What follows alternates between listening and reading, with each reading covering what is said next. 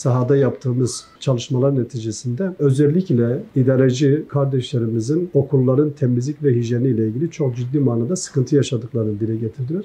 Bize tabii okullar açılacak ve bizim çocuklarımız günün büyük bir kısmını orada geçirecekler. Haliyle oradaki temizliğin olmaması, hijyenin olmaması çok büyük bir sıkıntıya sebebiyet verecek ve nitekim biz bundan 3 sene önce bir pandemiden çıktık ki o pandemi Covid-19 olarak ifade edilen temizlik ve hijyene riayet edilmediğinden kaynaklı bir hastalıktı. Dolayısıyla yine öyle bir salgının baş gösterme tehlikesi söz konusu olduğu için biz özellikle Milli Eğitim Bakanlığı şu çağrıda bulunduk. Dedi ki yaptığımız saha çalışmasında da okuldaki yönetici arkadaşlarımızın belli talepleri vardı. Talep nedir? Okul yönetimlerine bir finansman destek sağlansın ve biz bu destekle kendimiz çalıştırabilecek sözleşmeli eleman alırız. Dolayısıyla bir sıkıntı olmaz ya da Milli Eğitim Bakanlığı kadrolu eleman alsın ama bu kadrolu elemanlar da bulundukları okullarda özellikle bir denetim mekanizması kapsamında çalıştırılırsa bu sıkıntı ortadan kalkmış olur şeklinde. Biz de bunu basında ve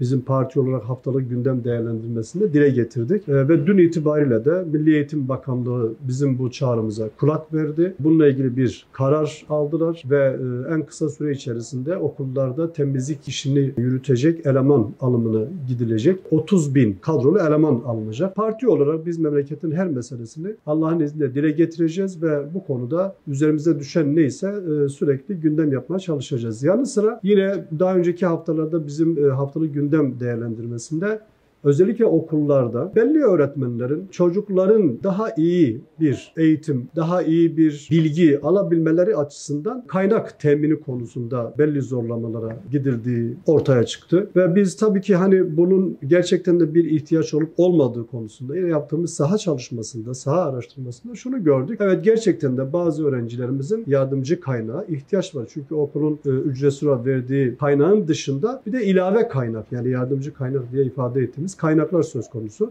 Burada da dediğim gibi yani bazı öğrenciler gerçekten de sadece milli eğitimin vermiş olduğu o kaynakları yetersiz görüyor. Öğretmen arkadaşlarımızın da o öğrenciler üzerinden aile bütçesine ilave bir masrafa götüreceği için bu da ayrı bir sıkıntı. Biz de bu konuyla ilgili yine şu çağrımızı yaptık. Dedik ki evet çocuklarımız yardımcı kaynak alabilirler, temin edebilirler. İmkanı olan bunu yapsın. Hiç bu konuda bir itirazımız da yok. Fakat Milli Eğitim Bakanlığı olarak özellikle ücretsiz vermiş olduğu kaynakların hem çeşitliliği hem de içerik olarak bunun zenginleştirilmesi gerektiğini dile getirdik. Onun dışında yine özellikle Milli Eğitim Bakanlığı'nın online eğitim döneminde özellikle halkımızın gördüğü, halkımızın istifade ettiği EBA online sistemi var, uzaktan eğitim sistemi. Biz yine bu hususta bu çevrim içi erişimin öğrencilere açılması konusunda bir kolaylığın sağlanması. Çünkü çevrim içi erişimler ya da yine okulların bünyesindeki kütüphanelerde daha farklı, daha çeşitli, öğrencilerin de ulaşabileceği kaynaklar eğer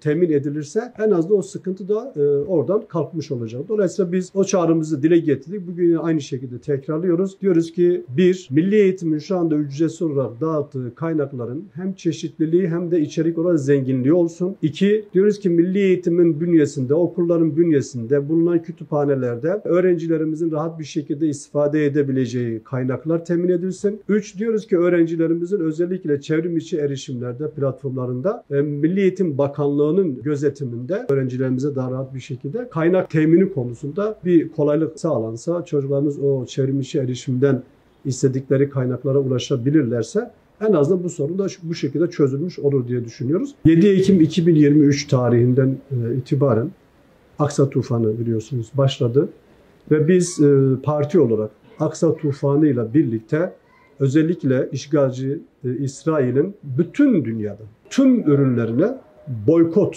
yapılması çağrısında bulunduk. Ve o günden bugüne kadar hem halkımıza yönelik açıklamalarımız oldu, bu konuda ciddi manada duyurularımız oldu, ön ayak olduk birçok etkinlikte, çalışmalarda. Bir de özellikle yine Milli Eğitim Bakanlığı'nın bünyesinde bulunan okul kantinlerinde de boykotlu ürünlerin satılmaması hususunda çağrıda biz bulunmuştuk. Geçen sene Milli Eğitim Bakanlığı bu konuda bir karar aldı. Doğal olarak şu anda milli eğitimin milli eğitim okullarının bünyesinde kantinlerde boykotlu ürünlerin satılması yasak. Haliyle bu ürünler eğer satılıyorsa biz velilerimize, biz okuldaki öğrencilerimize çağrıda bulunuyoruz. Böyle bir çalışmaları olsa, bir araştırmaları olsa, satıldığına dair herhangi bir somut bulgu olursa bizimle paylaşsınlar. Biz bu konuda işin takipçisiyiz.